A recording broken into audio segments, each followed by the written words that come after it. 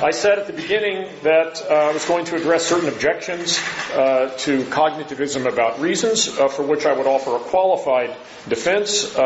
Qualified in that I thought these objections didn't hold, but on the other hand, you should be careful what you wish for, because I didn't think that the resulting view was without problems. And so now we're here for the sad denouement. In my first lecture, I listed 7 questions about reasons that seem to require answers. These were, first, their relational character. Reasons are reasons for an agent. And how is this relational character to be understood? Second, ground of truth. In virtue of what are claims about reasons true when they are true? Does the idea that claims about reasons are true or false, independent of our opinions about them, and that truths about reasons are irreducibly normative, have unacceptable metaphysical implications? As a part of that, perhaps, supervenience. How are facts about reasons related to natural facts?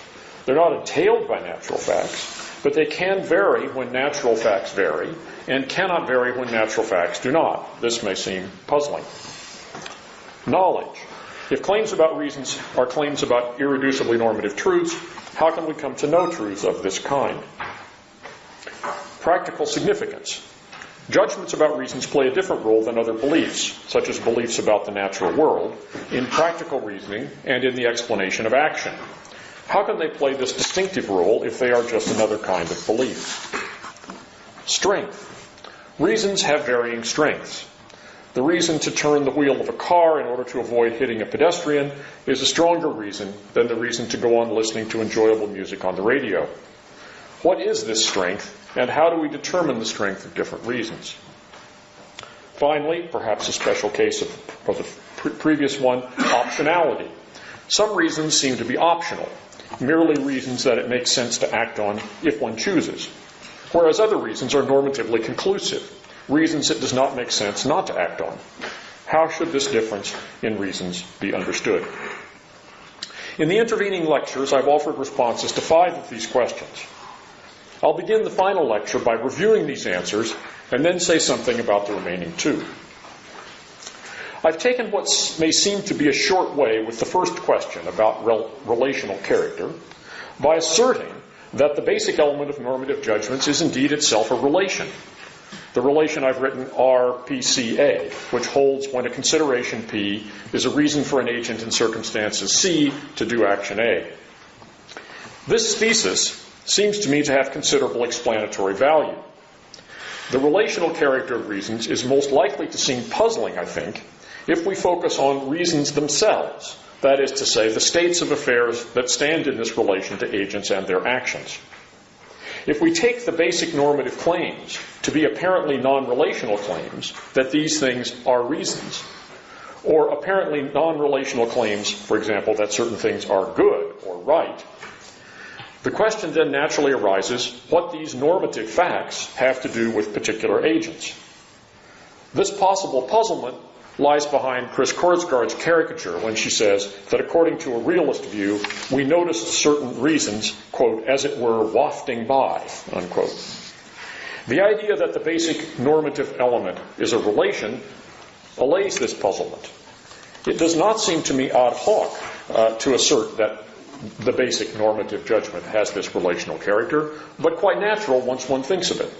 And it has the advantage of explaining other features of normative truths. In particular, it provides the basis for a plausible interpretation of the relation between facts and values, or so I argued, and explains what seems to me to be the more puzzling aspect of the phenomenon of supervenience, namely the fact that many normative truths co-vary with non-normative truths, even though they are not entailed by them. More exactly, those normative facts that vary at all co-vary with non-normative facts, even though they are not entailed by them. This relation holds, I said, in virtue of the truth of what I call pure normative claims, which assign normative significance to non-normative facts. These pure claims themselves, however, do not vary. I also took what may have seemed to have been a short way with the question of motivation, or as I would prefer to call it, the question of normative significance. It is, I said, part of being a rational agent, that one's beliefs about what one has reason to do generally influence one's subsequent behavior and can explain that behavior. Building this connection between belief and action into the concept of a rational agent may seem question-begging, but it should not seem so. All of the non-cognitivist views that are alternatives to mine explain the relation between normative judgment and action by appealing to some psychological ideal type. An agent who normally responds to the imperatives he or she issues, an agent who normally carries out the plans he or she has made, and so on. The difference between these views lies only in the particular psychological ideal type that is appealed to. There seems to me no reason to prefer these alternatives to the one I propose, given that, as I argued in my second and fourth lectures, there are no metaphysical or epistemological objections to taking normative judgments to be capable of truth and possible objects of belief and knowledge. The fact that a cognitivist account provides a more natural and attractive interpretation of interpersonal argument about reasons is, moreover, a ground for preferring it. In the discussion after my third lecture, Rafe Wedgwood and John Broome offered an objection along the following lines, or so I interpreted them. A normative belief that one has conclusive reason to act in a certain way does not always lead to that action. This indicates that in those cases in which action does ensure the explanation of the action, does ensue, this indicates that in those cases in which action does ensue, the explanation of the action involves the presence of something more, in addition to this belief, an additional element of motivation. I can see the appeal of this argument, but it seems to me to get things backwards. A rational agent is so constituted that his or her normative beliefs generally lead to action in accordance with those beliefs. But we are not perfectly rational. Things can go wrong, and often do. We can be distracted, depressed, too focused on certain pleasures, even though we can see that they are not pleasures that provide good reasons. Acratic behavior is explained in these ways as a malfunction of the apparatus, as a result of which what would normally be sufficient to produce action fails to do so.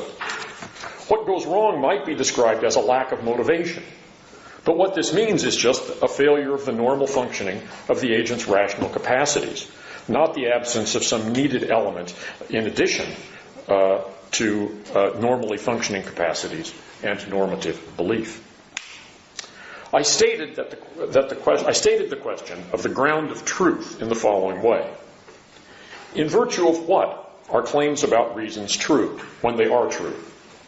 Does the idea that claims about reasons are true or false, independent of our opinions about them, and that truths about reasons are irreducibly normative, have unacceptable metaphysical implications? I argued in Lecture 2 that the idea that there are such irreducibly normative truths about practical reasons does not have unacceptable metaphysical implications. In my view, there are normative facts only in the minimal sense in which these are, in Gibbard's words, merely the reflection of true normative beliefs. More strongly, my view of the relation between normative and non-normative facts implies that no non-normative facts could be the ground of truth for normative truths. Non-normative facts can be things in virtue of which normative claims are true, only by being facts which are reasons, and not by grounding in any sense the fact that these things are reasons. The fact that this metal is sharp is a reason for me not to press my hand against it. But the fact that this is a reason has no non-normative ground, and no normative ground either, except possibly further normative facts about my reasons for wanting my hand not to be cut. This leaves two further questions about the truth of normative claims. The first is what I called in Lecture 4 the question of determinateness. Do claims about practical reasons all have determinate truth values? The second is, in what sense these truth values are independent of us. I've said repeatedly in earlier lectures that the only way we have for discovering normative facts is by carefully considering what seem to us to be normative truths, through the kind of process that Rawls called the method of reflective equilibrium. I'll say more about that in this lecture.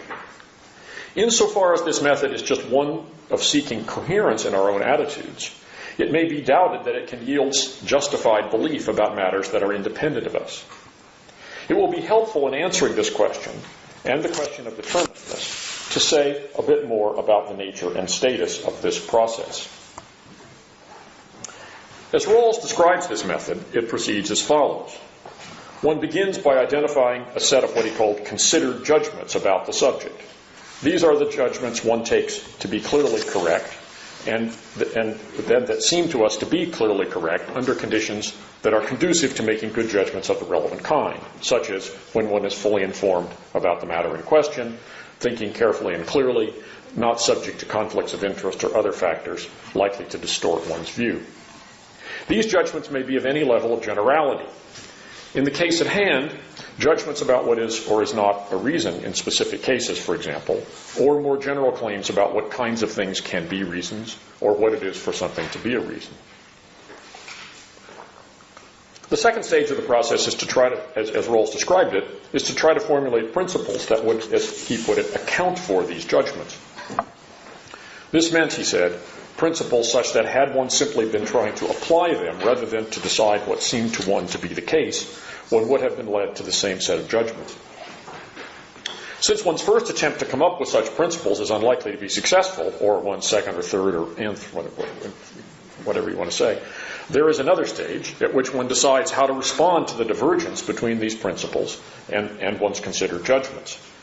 Should one modify the judgments that the principles fail to account for, or modify the principles in hope of achieving a better fit? It's likely that some accommodation of both of these kinds may be required. One is then to continue in this way, working back and forth between principles and judgments until one reaches a set of principles and a set of judgments between which there is no conflict, the state of so-called reflective equilibrium. It should be emphasized that this is not a state we are currently in or likely to reach, except perhaps in very local areas. It's rather an ideal which we struggle to attain. So much for Rawls's description. Now some comments. This method is open to two interpretations which need to be distinguished. On what might be called the descriptive interpretation, its aim is to come up with an accurate description of our views about the subject in question. Rawls sometimes describes the method in ways that invite this understanding as a process of, sometimes he says, giving an account of our moral sense, or as he put it, our sense of justice, a portrait. So understood, the process would not appear to yield conclusions about anything independent of us. It is, after all, about our psychology. In Rawls's earliest statement of the method, the word our seems to be understood collectively rather than individually. The considered judgments with which we begin are not those of a particular individual, but rather the considered judgments of what he called competent judges. If the process is understood in this way, then modifying the considered judgments with which it began in order to better fit the principles one has devised would seem like fudging the data. At least we couldn't do this without the consent of all the other judges, one would think. This is particularly so if the judgments in question, as I say, are not just those of the person carrying out the process, but also those of other competent judges. But it seems like fudging the data even in the one-person case. On the alternative interpretation, which is the one I have in mind, the method of reflective equilibrium is a way of making up one's mind what to think about a subject. This makes the process, at least initially, a first-person enterprise, and casts the matter of revising one's considered judgments in a very different light. When one finds that there is a conflict between a considered judgment and a principle that seems to one to have some support, one has to decide what it is that one really believes. This is not simply a matter of weighing the brute intuitive plausibility of the principle against the brute intuitive plausibility of the judgment with which it conflicts. Discovering that a considered judgment conflicts with a plausible principle can tell us something new about both of them. As we saw in the case of normative desire theory in my last lecture, counterexamples can undermine the plausibility of a principle not simply by conflicting with it, but by calling our attention to weaknesses in the thinking that led us to adopt it in the first place. The reverse can also happen. When we see what general principles a judgment conflicts with, and see what a general principle supporting that judgment would have to be like, this can undermine the initial plausibility of the judgment itself. As Rawls wrote in a striking paragraph, quote, "Moral philosophy is Socratic. We may want to change our present considered judgments once their regulative principles are brought to light. And we may want to do this even though these principles are a perfect fit. A knowledge of these principles may suggest further reflections that lead us to revise our judgments. I should say, speaking of revising one's judgments, I should say that that's a quote from the first edition of A Theory of Justice, which was deleted from the revised edition. A puzzling fact. And I once asked Rawls why he took this particular paragraph out. It seemed to me apposite to make a very good point, and he said, "I can't remember." So, anyway. My guess is that it was very close to some references to the analogy with linguistic judgments and giving an account of our sense of grammaticality, which had attracted a lot of criticism, and that he just decided to contract that section. But that's a wild guess. Anyway, I stand by it, even though it didn't.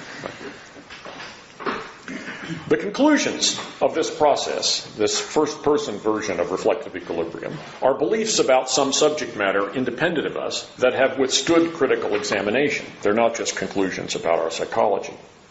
If we've carried out the process as far as we can, or as far as seems necessary in order to answer some particular question, it might be said that the conclusions we've arrived at are supported by a combination of their intrinsic plausibility and their coherence with our other beliefs. This is true in a way, but also subject to misinterpretation, insofar as it suggests that these two components, plausibility on the one hand, coherence on the other, are independent of one another. Intrinsic plausibility is not a constant through the process. As I've mentioned, many of the judgments with which we conclude will be different from those with which we began. Some of the latter, the ones we began with, may have been, if not rejected, then at least reinterpreted and understood in a different way at the end of the process. Whether this is so or not, the plausibility of the judgments with which we conclude, that is to say, our confidence in them, will be in large part a function of their having survived this very process. Although the end of the process might ideally be a set of coherent beliefs, that is, beliefs that are consistent and mutually supporting, coherence is not a good description of what we are seeking in carrying it out. Coherence would be too easily achieved. What we are doing is not simply seeking coherence, but rather testing and evaluating all of our beliefs in the light of what else? In the light of those other beliefs that seem most plausible. The method of reflective equilibrium, as I've described it, is a way of deciding what to believe about a subject. It's not an account of truth. It would be a mistake to say that the truth about practical reasons is given by those judgments about reasons that we would accept in reflective equilibrium. The judgments one would accept at the end of a process of seeking reflective equilibrium will depend on the judgments one has considered as possibilities, the correctness of one's decisions about which of them to regard initially as considered judgments, and the correctness of the decisions one makes at each stage about how and whether to revise or reject judgments and or principles that account for them or fail to do so. Its dependence on these substantive questions would make such an account of the truth about a subject matter trivial. That is, the dependence on these substantive questions of the idea that the truth about the subject matter is the thing that survives some particular exercise of reflective equilibrium. The reflective equilibrium is a way of coming up with an account of a subject. The method of reflective equilibrium is a way of coming up with an account of a subject matter. It's not itself such an account. For the same reason, the method of reflective equilibrium is not a constructivist procedure which constitutes the subject at hand. Even if reflective equilibrium is the method we should use to decide what sets there are or what reasons we have, this procedure itself is not an account of how the domain of sets or of reasons is constructed, because carrying out that process requires countless decisions about this very question at every step along the way. Why should we think about a subject in the way that the method of reflective equilibrium prescribes? In particular, it may seem natural to say we should look for general principles that account for our considered judgments, but on reflection, why should we do that? Before answering this question, I need to address another ambiguity in the understanding of the method. When Rawls first introduced the method of reflective equilibrium, he described it as beginning with considered judgments about what is right and wrong in particular cases. In later versions, he expanded the starting points to include judgments of any level of generality, the judgments of any level of generality in which we have most confidence. This would include, in addition to judgments, let's say, about particular cases of right and wrong, or justice or injustice, also general maxims, such as that promises ought to be kept, slavery is always wrong, and judgments about the kind of considerations that are relevant to or irrelevant to questions of rightness and justice. Rawls even says that in order to reach what he later called wide reflective equilibrium, we should, here's a quote, consider other plausible conceptions, this is my intervention, other than the ones we've arrived at, and assess their supporting grounds. Here's Rawls again. Taking this process to the limit, one seeks the conception or plurality of conceptions that would survive rational consideration of all feasible conceptions and all reasonable arguments for them. Once the process is described in such inclusive terms, it may truly seem that there is no alternative to it as a way of deciding what to think. But at the same time, and for the same reason, it may seem that there is nothing to the process, nothing to the method. The method, so-called, is just to think carefully about a question, taking into account and assessing everything that seems potentially relevant to it as best we can. This, I'd say, deflationary interpretation seems to me largely correct. I was so distracted by that depressing thought that I lost my place. This deflationary description seems to me largely correct. The distinctive content of the method is negative. Its distinctive content lies in its refusal to give privileged status either to particular judgments, as in the first version of the method, or, as some others might claim, to any class of more general truths, axioms, or a priori principles. The point of the method is that everything is up for grabs.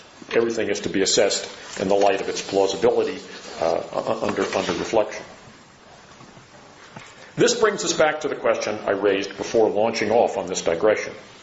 Why seek more general principles to account for our particular judgments?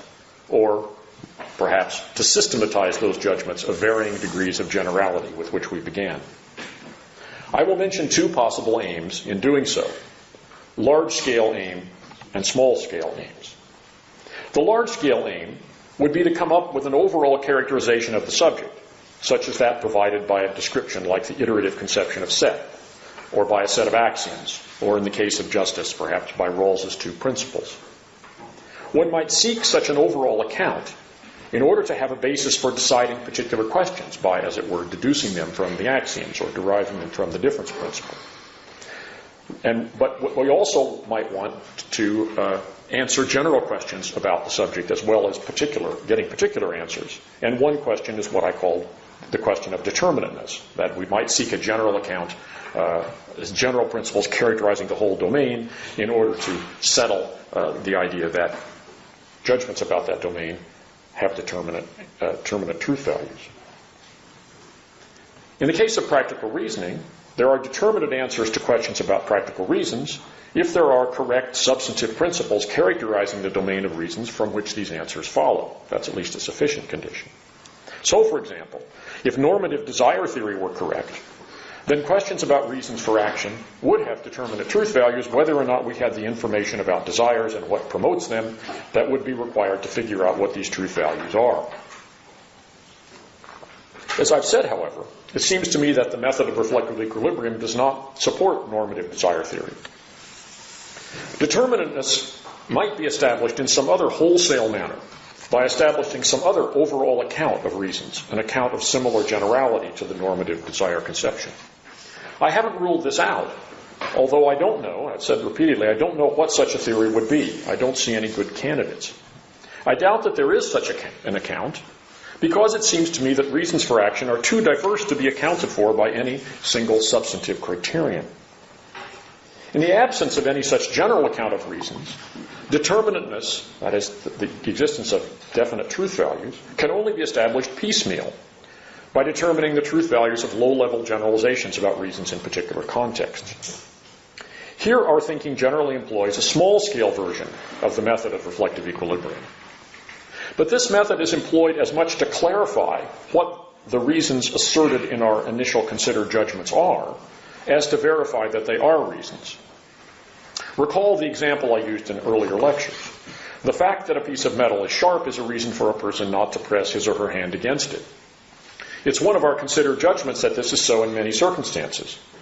But the generalization I just stated, taken to the limit, would be false, because it's also a considered judgment that someone can have good reason to try to cut his hand. So the conditions C in our original statement have to be stated in such a way as to rule these cases out. Searching for the relevant description of the conditions under which the sharpness of the metal is a reason not to press one's hand against it is a matter of trying to find a low-level principle that accounts for our considered judgments about when we have reason not to press our hand against it. But this could just as well be described as a process of trying to figure out what these implicitly general considered judgments really are, as a process of trying to find overarching principles that account for them. Most of our day-to-day thinking about reasons for action takes place within a framework of accepted judgments of this kind. For example, that we have generally have reason not to cut our hand. When it seems to us that, as David Wiggins puts it in Toward a Sensible Subjectivism, there is nothing to think but that P is a reason, I've actually changed his words a little bit, we may be saying, as perhaps we are in the case of pain, that the judgment that P is a reason seems to us on reflection so obvious that we can't imagine it's being mistaken. Or we may be recognizing that P's being a reason clearly follows from some more general precepts about reasons that have this status for us. These more general precepts are commonly put not simply as judgments about reasons, but as views about what's good, what's right and wrong, what's virtuous or vicious, or in terms of other thick ethical concepts. If I'm correct in believing that the normative content of these more complicated notions is to be understood ultimately in terms of the basic normative idea of a reason, focusing on isolated claims of the form RPCA that I've mentioned so many times may make practical thinking appear less determinate than it really is, because when we focus on these isolated claims about something being a reason, we obscure the normative context in which these concepts apply. My focus on such judgments, I think, is still appropriate, because by focusing on them, we can clarify, as I said, the relation between normative and non-normative facts.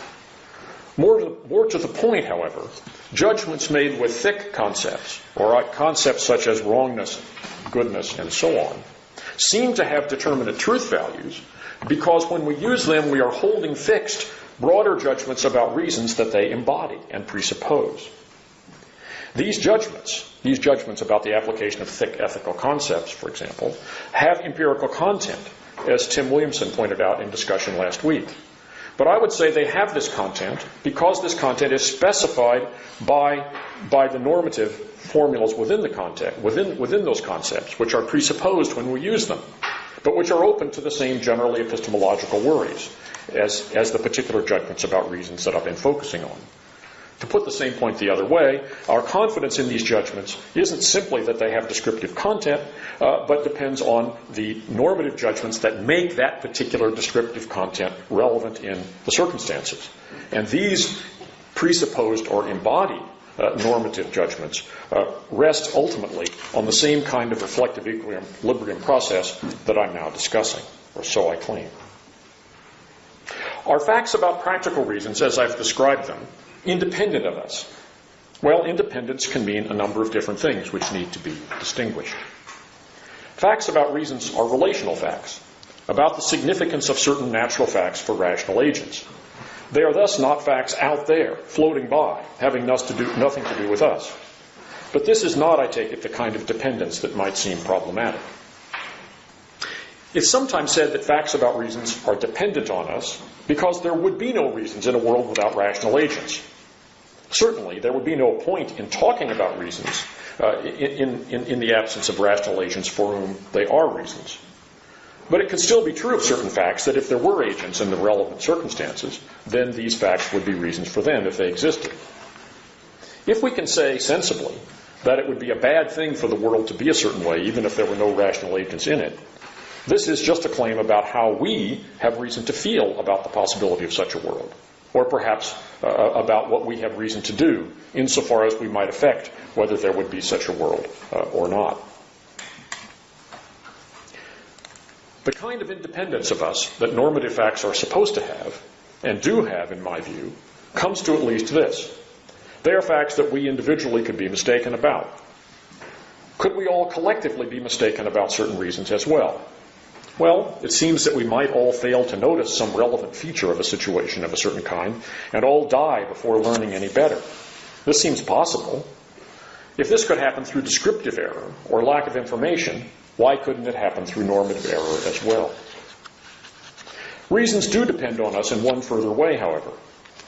If our reflective judgments about reasons showed no tendency to converge over time on a stable set of opinions, if our corrections were likely to be reversed the next time we thought about the matter and to oscillate back and forth, then thinking about reasons would be pointless. Similarly, speaking interpersonally, if different agents did not have any tendency whatsoever to converge in their well-informed reflective judgments about reasons for action, then this would make the practice of offering each other reasons and arguing about what reasons we have pointless, and would cast doubt on our assumption that there are truths about reasons. This doesn't mean, however, that our thinking certain things are reasons makes them so. Convergence of opinion on a normative claim doesn't make it true, although it can be a reason to think it true.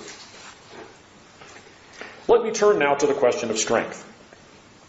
I've so far been discussing the normative relation R understood as a minimal claim that P is a reason for, well, page 15 has escaped for an agent in circumstances C to do A. This leaves entirely open whether P is a conclusive reason that should settle the matter of whether to do A, or merely a consideration that it makes sense to take into account in considering whether to do A, weighing it against other factors. Only the latter is claimed, although the former is left open. So understood, R is the relation we use in classifying various factors as into those that should play a role in deciding whether to do A and those that are irrelevant. In order to express the idea of one consideration being a stronger reason than another, we need a normative relation that takes account of the normative interaction between different considerations. The relation RPCA, as I've interpreted it, already expresses some interaction of this kind, because the middle term, the condition C in the relation, isn't an agent but a set of circumstances in which an agent is placed. If, for example, Q is a factor that undercuts P as a reason, then this will be reflected in the fact that P is a reason for P is a reason for someone in C to do A can be true, but P is a reason for someone in situation C prime to be false. If C prime includes the truth of Q, which undercuts P, but C does not. But outweighing the relation that occurs between one consideration, which is a reason to do A, and another consideration, which is a stronger reason not to do so, is a different matter from undercutting. Different matter from it being the case that when Q is present, P simply ceases to be a reason at all. Even if Q is a stronger reason not to do A, then P is a reason to do A, and even if the conditions I'm in include Q, it can still be true that P is a reason to do A, even in those circumstances. It's just not a strong enough reason. In such a case, P remains a reason, just not good enough. So let's shift to the stronger reason of P being a sufficient reason. I call this the relation R plus. P is a sufficient reason for an agent in certain circumstances C to do A. Using this stronger relation, we can express the relation of strength. If P is a reason to do A, and Q is a reason not to do A, then Q's being a stronger reason than P just comes to the following. In a situation in which P and Q are both true, P is a reason to do A, but Q is a sufficient reason to do not A, and P is not a sufficient reason to do A. So we can express strength relationally. Using the same relation of being a conclusive reason, we can also express the idea of an optional reason and the difference between optional and non-optional reasons. A reason P is an optional reason to do A if there are considerations Q such that P is a sufficient reason to do A when Q is present, and Q is a sufficient reason to do not A even when P is present. So even when both of them are present, each of them is a sufficient reason to follow the opposing course of action. So it's optional which you do. Either way makes sense. Neither of them excludes the other. Note that cases in which reasons are optional are not cases of indeterminacy of the kind I was talking about earlier. They're not cases in which claims about reasons lack definite truth values.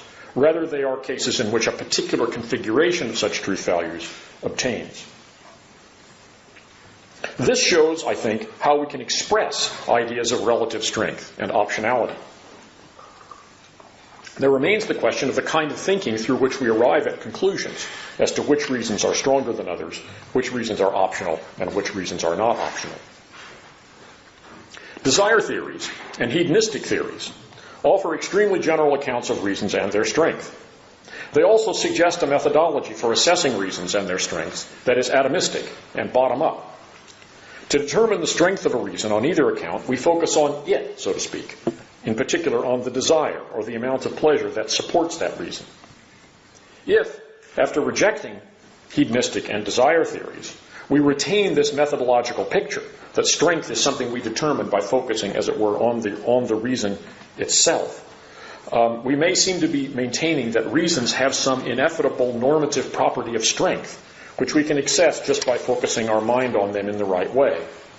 This kind of case-by-case intuition of the strength of individual reasons may seem implausible. This problem arises from hypostasizing reasons in an implausible way. Reasons are not a special kind of abstract object that we are aware of. As I've said, the basic normative element is the relation R and its relatives such as R+. And claims made using these relations all have a kind of generality. That P is a reason to do A for any agent in circumstances C. Judgments about relative strength, intuitions of relative strength, if you want to put it that way, are judgments about the truth of general claims of this kind, relational truths, specifically of the kind of truths I outlined above using these relations of R and R+. In this respect, my view, my relational view, which I think this is another case that seems to me to show the superiority or the advantages of looking at reasons relationally. In this respect, my view resembles Kant's. Accepting that P is a conclusive reason to do A in circumstances C is what Kant would have called adopting a maxim. That is to say, the policy of taking P to be sufficient reason for doing A in circumstances C. Kant seems to me to be correct in holding that maxims... We have a gremlin in the works here. Doesn't like my taking Kant in vain, I guess. We have a Kantian in the works here. Kant seems to me to be correct in holding that maxims, at least maxims stated in the normative form in which I'm interpreting them, are the fundamental elements in practical reasoning.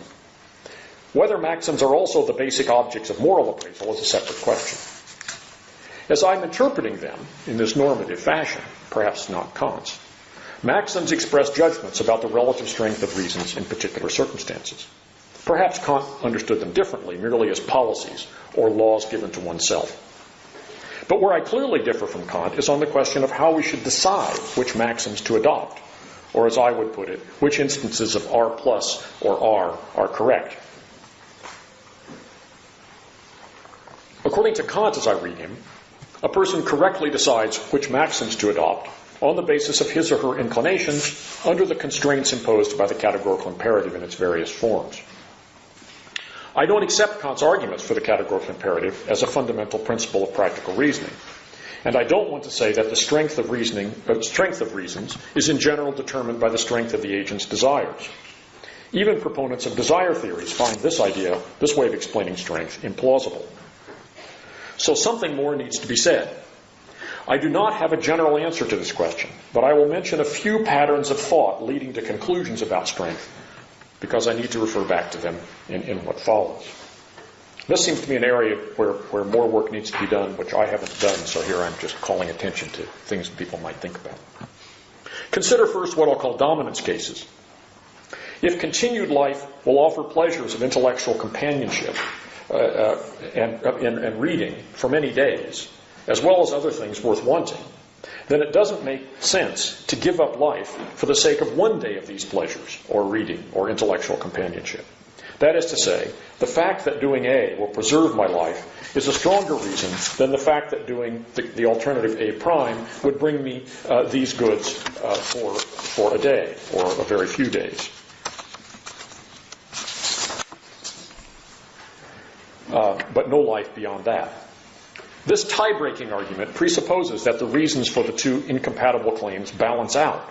That is, the short, the few days of life of pleasure that I might get by doing A, as opposed to the same amount of pleasure I would get by doing A prime, which would lead to a longer life.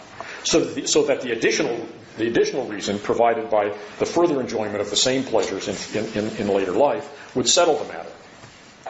This judgment, this tie-breaking judgment, already involves a comparative element. I've tried to minimize this element by speaking of cases in which the initial balanced reason providing the considerations in the two cases is as close to being exactly the same as possible, but the comparative element remains nonetheless.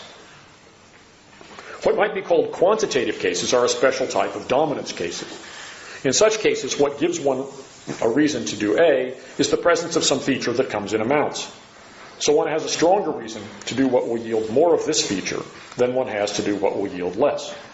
That is to say, one has an additional reason to do this, provided by the additional amount of the crucial feature that it will yield.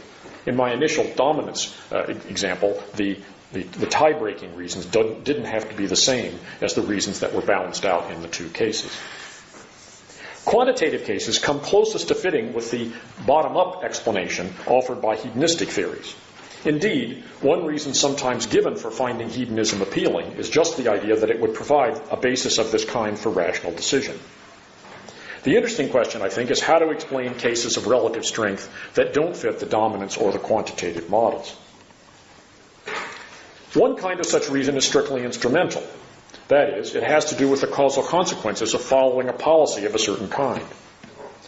If one has reason to achieve an end that can only be achieved by following a certain policy, and if one will not follow that policy, if one gives considerations of type A priority over considerations of type B, then one has reason to adopt a policy that rules out this, to adopt a maxim that holds considerations of type B to trump considerations of type A in situations of the relevant kind.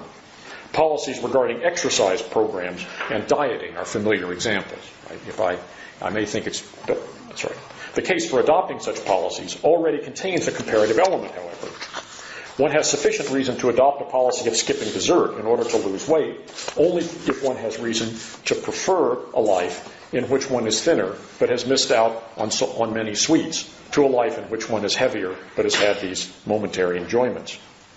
This is naturally seen as reflecting the fact that one has stronger reason to be thinner than to have these enjoyments. I'll mention one other class of cases just to distinguish it from this last one. Particular relationships with others may require holding certain judgments of strength.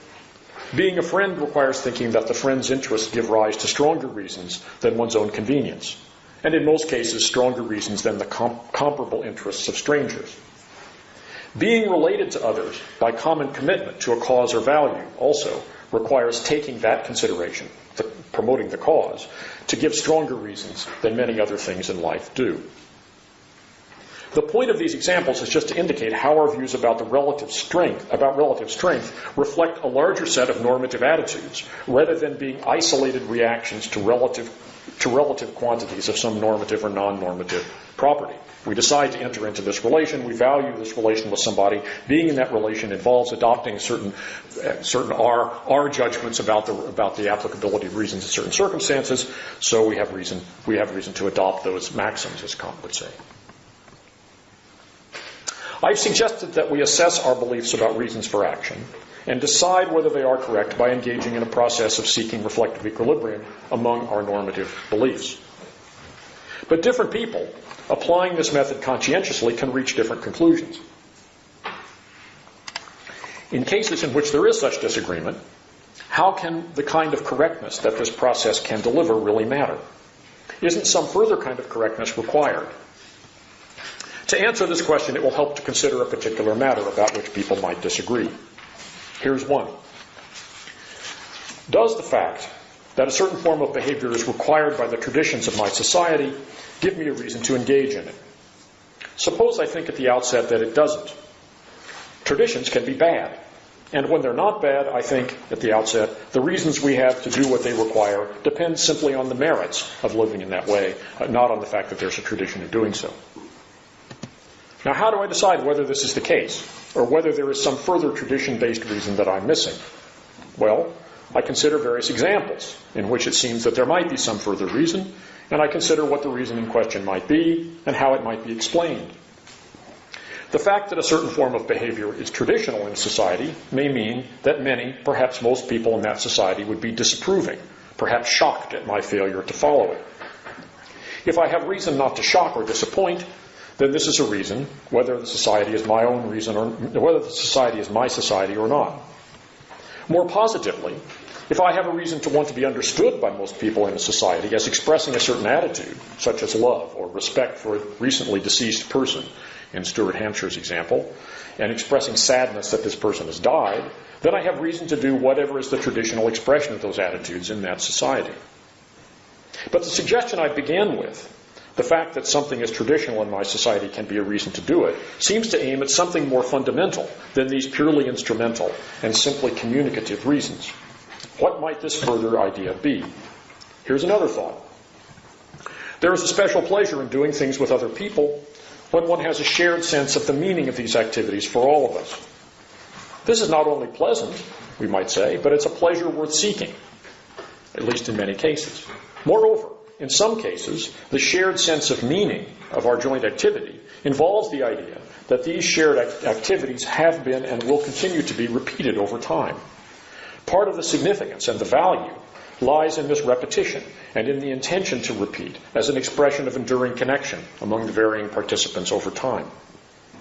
Seeing the existence of the practice as giving one no reason to continue it is incompatible with sharing in this good, incompatible with being related to the other participants in the way that the good requires. This doesn't mean that one necessarily has reason to continue the practice. That depends on whether one has reason to continue in the relation it involves. Some shared activities are bad, even if the participants enjoy and are bonded by them. This fits with and accommodates the thought I mentioned at the outset that not all traditions give reasons, while still rescuing, it seems, some idea that traditions themselves can do so in the right circumstances. I've gone through these steps to illustrate the way in which I've said that we should assess reason claims. It also illustrates one point that I made earlier about strength. How strong is the reason to continue a practice understood in the way I've just proposed? This is determined at two levels. The first has to do with the understanding of the parties. In order to have the significance they attribute to the practice, what considerations does the reason to continue the practice have to override? If it can be overridden by the slightest inconvenience, then it doesn't seem very meaningful. Or to put the point in reverse, it may be that if I take my reason to continue the practice to be so slight as to be overridden by the slightest inconvenience, then I can't be seen as a member of the group sharing in its good in any meaningful sense. A meaningful group is likely to involve more serious commitment. So the first answer to the question of strength is internal to the practice in question. But this answer to the question of strength is dependent on the assumption that one has reason to be a member of the group to begin with. Groups can involve practices that are tyrannical in their demands, in which case one may have good reason not to consider oneself a member. The same point can be put in terms of optionality. Is the reason one has to continue a practice an optional one, something there's reason to do, but just one reason among others? One might go to a film instead.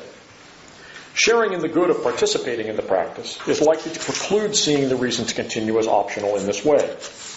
But the further question is whether seeing oneself as such a member is itself optional. I believe that with respect to almost all groups smaller than the moral community itself, the answer is yes. Being in a position to be part of a group of the kind I've described because of the particular social circumstances in which one is born or lived or found oneself provides us with the opportunity to have a certain good. But it's one good among many, and reasons for pursuing it, though good reasons, are generally optional in the sense I described. Groups that take the opposite view I'm suggesting can be tyrannical. What I've said seems right to me, although I'm not certain about it, but I imagine it's controversial. Indeed, I said it because I thought it was controversial, at least I hope some of it's controversial, because I've said it with two purposes in mind. The first is to illustrate the way in which, on my account, we do and should go about answering questions about reasons. The second is to raise a question about this method, namely, whether it can deliver conclusions that have the significance that claims about reasons need to have. and it may seem that it cannot. What I've described is just a way of determining how things seem to me as far as reasons are concerned. But what is that to anyone else? If others disagree, what use are my conclusions if all they reflect is my own careful thinking, however careful it may be? Things would be different, one might say, if my conclusions were grounded in something that the others also accept or must accept. But I've argued that this isn't so. So isn't my account of reasons rather solipsistic? So suppose someone disagrees with me about whether and how the traditions of a society provide the members of that society with reasons to continue them, or disagrees with me about whether the good of membership provides reasons that are optional. Or suppose they disagree with me about the strength of those reasons, about when a group becomes tyrannical, in the sense that is a strong reason not to be a member. How does it matter that my view about this is, as we might say, correct? That is, that it might survive reflection of the kind I've described. First, as I said in describing the method of reflective equilibrium, the fact that someone else has reached a conclusion different from mine can be something that I should take account in assessing my own view. I need to consider whether this person may have thought of alternatives, that is, ways, for example, ways in which a tradition might be significant that I overlooked in my own thinking. The fact that she reached a different conclusion may indicate myopia on my part. But suppose I've taken this into account, and she has done likewise, but that the disagreement persists. Does this disagreement undermine the significance of my conclusion? Should it? The question is, its significance for what? The first possibility is that it might undermine the significance of my conclusion as grounds for my own decision about what I should do, whether I should conform to the practice or not. I don't see how the fact of disagreement could have this effect except in the way I just mentioned, by calling my attention to some possible mistake in my reasoning. If after reflection it still seems to me that I have reason to continue or not continue the tradition, that I'm not making a mistake in thinking, for example, that it's optional or not optional, that settles the matter for me. What more could be required to give my conclusion significance as a guide to my own action? The second possibility is that the fact of disagreement might undermine my conclusion as a basis for deciding what this other person has reason to do. Why should my conclusion be authoritative for her? But what I have reason to do in circumstances C, and what she has reason to do in those same circumstances, are not independent questions. An answer to one of these questions is at the very same time an answer to the other. The two of us have different reasons only if our circumstances differ in some relevant respect. In this case, that means only if my belief that I have a reason is a condition of my having that reason. If it does not, if the reason does not depend on my belief, then unless the fact that she disagrees with my conclusion is evidence for modifying that conclusion, her belief can't make a difference to what either of us has reason to do either. Although her belief might, by definition, make a difference to the answer that she gives to that question. Third, moving into the area of morality. Does the fact that she disagrees with me make a difference to her moral claims about what it's permissible for her to do, or to my moral claims about that? In my view, the answer to this moral question depends upon what reasons a person in her situation would have for objecting to a principle that would forbid what she proposes to do. Suppose, for example, that she objects to a principle that would forbid certain conduct by claiming that that conduct is required by the traditions of her society, and she therefore has good reason to want to be able to engage in it. So a principle that barred her from doing so could be rejected as incompatible with the tradition, and with her good reasons for wanting to uphold it. Suppose I believe, on the other hand, based upon my analysis of such reasons that I just went through, that these reasons aren't strong enough to support this claim. They don't make it reasonable to reject the principle in question. Traditions may provide some reason, they don't provide a reason of sufficient strength. The moral question of right and wrong turns on the reasonableness of her proposed rejection. That is to say, on the strength of the relevant reasons. I can't answer this question except by forming a judgment about this strength, question of strength. And having arrived at a judgment about relative strength, I have no further decision to make about how to answer the question of right and wrong. So the fact of disagreement is again irrelevant, and the only kind of authority that a judgment of this sort needs to have is simply that of being a correct assessment of the relevant reasons. I can't upset that without deciding that the assessment was not correct. This result may be made clearer by making explicit the possibility that third parties may be involved. The reason why it isn't reasonable to reject a principle for the reason given, the value of continuing tradition, is that the cost of doing so to other people who would be affected by the action is too high. The agent in question and these third parties who would be affected by her non-compliance may disagree about this because they disagree, let's say, about the value of continuing the tradition. She thinks that value is great enough to justify rejecting the principle, even though her following that course will impose this cost on them. They think tradition isn't sufficiently important to reject a principle whose violation would have that cost. To form an opinion about the permissibility of the conduct in question, one must take a position on this disagreement. Things may seem to be different if what is in question is not the permissibility of what some person does, but the permissibility of my interfering with what she does. Why should my conclusion that what she takes to be a reason to engage in her conduct is not really a good enough reason license me to interfere with what she does? The answer is that it probably does not license me. Even if she has no good reason to engage in this conduct, which doesn't, I'm assuming, in this case, I'm assuming, harm anyone else, she does have good reason to want to live by her own lights, which gives her reason to reject principles that would permit others to interfere when no one else is harmed. The case is thus different from the one I previously discussed about whether it's right or wrong for her to do something, but not different in a fundamental way, because the impermissibility of interference depends upon the conclusion I just stated about the reasons for wanting not to be interfered with as compared to the costs on others of not interfering.